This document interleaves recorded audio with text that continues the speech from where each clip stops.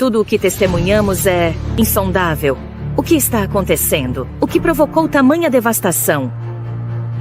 Os livros proféticos da Bíblia, cheios de símbolos, números antigos, revelações. É realmente possível entender seu significado? O que é a marca da besta? Será mesmo um chip implantado na pele? Ou será algo mais insinuoso? E o que dizer sobre o anticristo?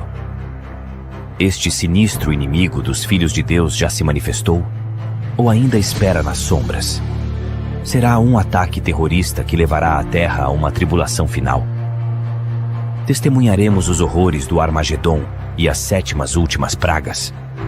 O que necessitamos saber para não ficar para trás quando o Senhor voltar? Reconheceremos os últimos dias e saberemos o que nos espera?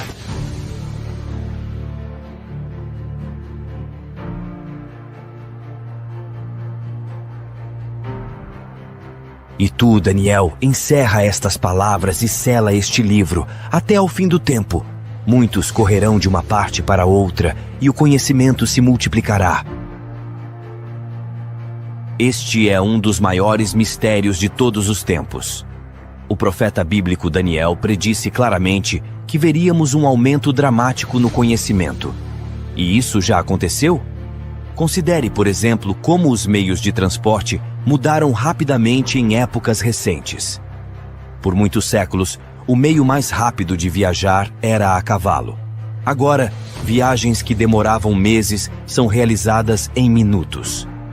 Em uma geração, a revolução dos computadores trouxe mudanças tão radicais que nossos antepassados jamais imaginariam. Uma interpretação mais exata desse verso é que o conhecimento nos fins dos tempos aumentaria. E como predito, foi isso que aconteceu. Mas as profecias de Daniel não são as únicas que falam sobre o tempo do fim. O que mais pode estar escondido dentro do texto das Escrituras? Nação se levantará contra nação e reino contra reino. Haverá fomes e terremotos em vários lugares. Tudo isso será o início das dores. Qualquer um pode ver como os políticos e as forças internacionais têm tornado o nosso mundo um lugar perigoso para se viver. Pense nisso. Nos últimos 100 anos, o mundo enfrentou 2 guerras mundiais e vários outros conflitos, sem mencionar o aumento de ataques terroristas. Além disso, o aumento na taxa de mortalidade em desastres naturais, terremotos, incêndios, inundações e tornados tem se tornado cada vez mais rotineiro, tudo a caminho da destruição total do planeta. O apóstolo João previu que, no tempo do fim, aumentaria a habilidade do homem em destruir o planeta. Em Apocalipse 11, verso 18, diz que virá o tempo em que Deus destruirá aqueles que destroem a terra. Está claro que essa visão está se cumprindo. Por séculos, os homens faziam suas guerras com lanças fumegantes e canhões de pólvora. Hoje possuem armas devastadoras que podem exterminar rapidamente a vida no planeta. O fato é que Jesus profetizou que, se sua vinda fosse adiada, ninguém sobreviveria. O próprio Cristo alertou sobre esses perigos, mas que eles seriam apenas o início do fim. Poderia o homem fazer algo que desse início ao tempo do fim? Saiba disto. Nos últimos dias sobrevirão tempos terríveis.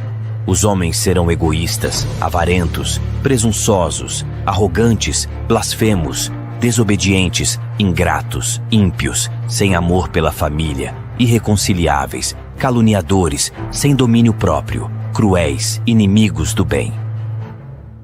Ninguém que viveu nas últimas décadas pode negar a contínua queda de moralidade da sociedade moderna.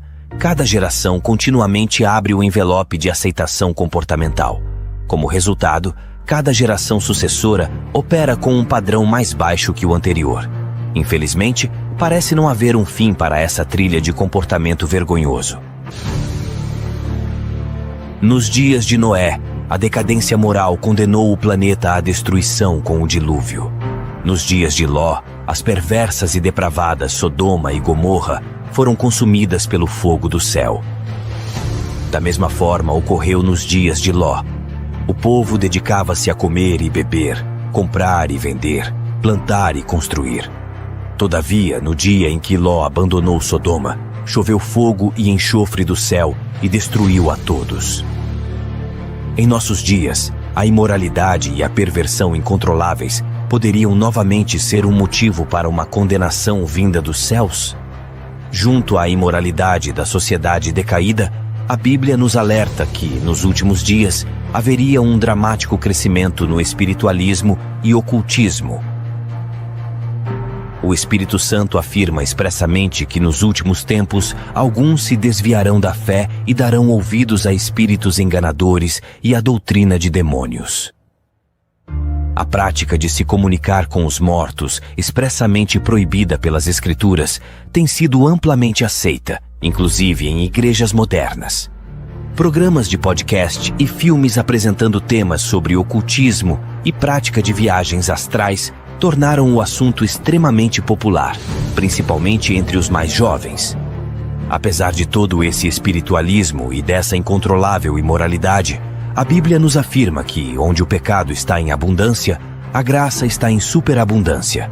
Portanto, a boa notícia é que, antes da vinda de Jesus, as boas novas seriam anunciadas por todo o mundo. Então este evangelho do reino será pregado em todo o mundo habitado, como testemunho a todas as nações, e então chegará o fim.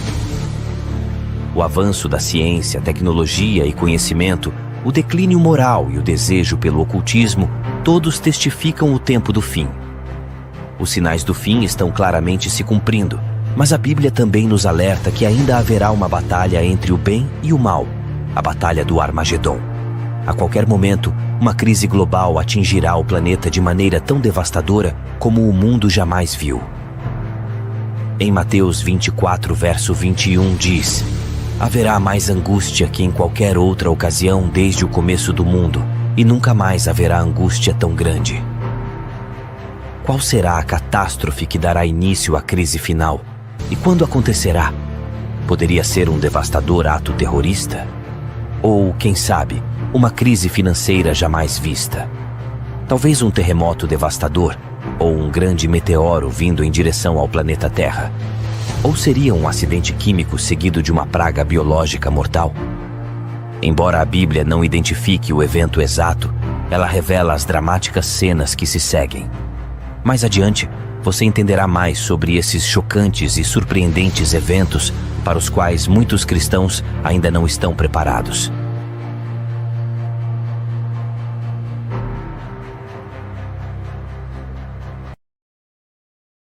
Ao iniciar a grande tribulação, grupos militares se juntam para lutar contra o aumento das calamidades. Enquanto isso, verdadeiros cristãos dedicados a Deus experimentam o glorioso poder do Espírito Santo, que ilumina o povo de Deus. Esse poder é o próprio Espírito Santo. Em santa confidência, eles pregam e resgatam o povo de Deus, aqueles que estavam perdidos. Eles permanecem firmes na palavra do Senhor, obedecendo a todos os mandamentos de Deus. Uma atmosfera de reavivamento agita a terra, e o Espírito Santo junta ministros e membros de igrejas para juntos pregarem o Evangelho. Ao manifestar-se o poder do Espírito Santo, em contrapartida os trabalhos de ocultismo e o espiritismo também se intensificarão. Demônios aparecerão a muitos disfarçados de entes queridos que já morreram ou de personagens bíblicos do passado. Eles apresentarão paz e segurança, mas trarão doutrinas contendo erros perigosos. Porque são espíritos de demônios que fazem sinais.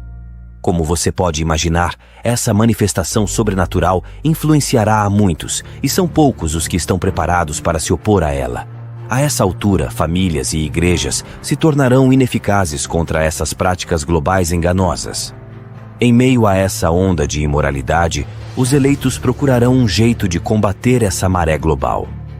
Os líderes religiosos apelam à Constituição, pedindo medidas legais para a restauração da moral ao povo de Deus e a paz na terra. Como resultado dessas práticas enganosas, os governantes aprovarão leis que conflitam diretamente com a lei de Deus. Mas esta não é a primeira vez que isso acontece na história. Certamente você se recorda da história de Daniel, na qual o rei Nabucodonosor declarou um decreto obrigando a todos que se curvassem e adorassem sua imagem, Entretanto, 3 jovens hebreus sabiam que essa ordem estava diretamente contra as leis de Deus sobre a idolatria. Determinados a serem fiéis a Deus, recusaram-se a adorar a estátua. Então o rei, furioso, ordenou que fossem lançados na fornalha de fogo, mas Deus miraculosamente interveio e salvou suas vidas. Depois, a história de Daniel na cova dos leões, na qual o rei da Pérsia assinou um decreto proibindo todos de adorarem qualquer deus, exceto ele, por 30 dias. Seria uma violação do primeiro mandamento de Deus. Daniel continuou sua rotina de adoração a Deus, e seus inimigos o denunciaram ao rei, que teve de fazer cumprir a lei. Daniel foi lançado na cova dos leões, e Deus novamente interveio, fechando a boca dos leões. Da mesma forma, nos tempos do fim, Satanás obrigará todos os governantes a criarem decretos que vão contra a moralidade cristã e a lei de Deus.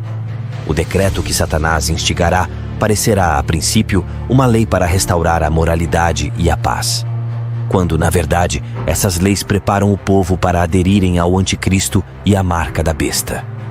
Em Mateus diz: porque surgirão falsos cristos e falsos profetas, e farão tão grandes sinais e prodígios que, se possível fora, enganariam até os escolhidos.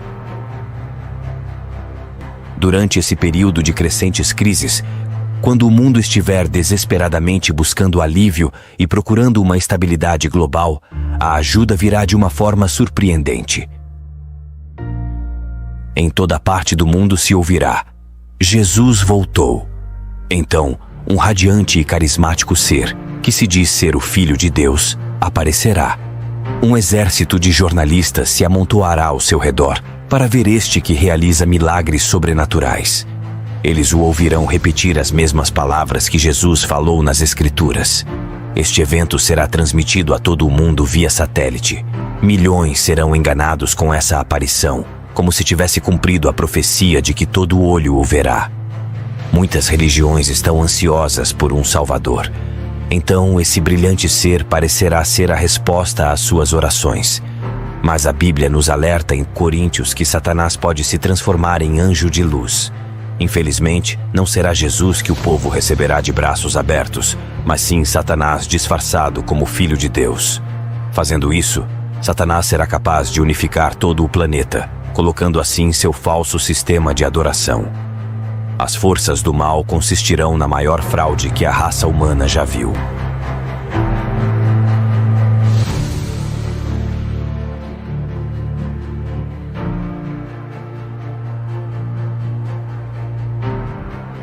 Aqui está a perseverança dos santos que obedecem os mandamentos de Deus e permanecem fiéis a Jesus. Nem todos serão enganados. Muitos se lembrarão dos alertas bíblicos sobre o enganador. Eles sabem que o objetivo desse falso Messias é desviar o povo dos mandamentos de Deus. Esta não é a primeira vez que Satanás se disfarça de anjo de luz. Quando Jesus foi tentado no deserto, Satanás veio a ele disfarçado como mensageiro de Deus, mas ele se revelou ao tentar Jesus a desobedecer a palavra de Deus. Agora, usando a mesma estratégia, o mal tenta enganar o mundo a desobedecer a lei de Deus.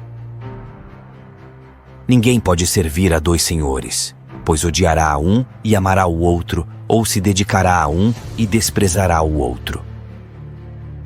O mundo agora chega a um momento crítico. O falso Cristo e o conflito global estão dividindo o mundo em 2 lados: aqueles que seguem a Bíblia e aqueles que seguem a besta. Agora, a religião é o tópico supremo em todas as mentes. Entrevistas em rádio e TV, bem como nas cortes e debates, mostrarão os verdadeiros seguidores de Deus sendo levados ao tribunal para apresentar a razão por sua posição. Os mandamentos de Deus estarão no centro de cada discussão. Movidos pelo poder do Espírito Santo, milhares espalhados pelo mundo, que estavam dormindo em suas igrejas sem vida, se converterão e seguirão os impopulares verdadeiros seguidores de Jesus. Agora o mundo está dividido entre os remanescentes fiéis e aqueles que seguem a besta, os que receberam o selo de Deus e os que receberam a marca da besta. Continue o injusto a praticar injustiça, continue o imundo na imundícia, continue o justo a praticar justiça, e continue o santo a santificar-se. Este texto descreve o evento em que todo homem e mulher fará sua decisão. Ao lado de Deus estão aqueles que observarão sua palavra, mesmo diante da oposição. Do outro lado, estão aqueles que escolheram a religião das tradições humanas. Assim como as portas da Arca de Noé se fecharam minutos antes do dilúvio, a porta da graça se fechará, e a graça de Deus não estará mais disponível para os perdidos.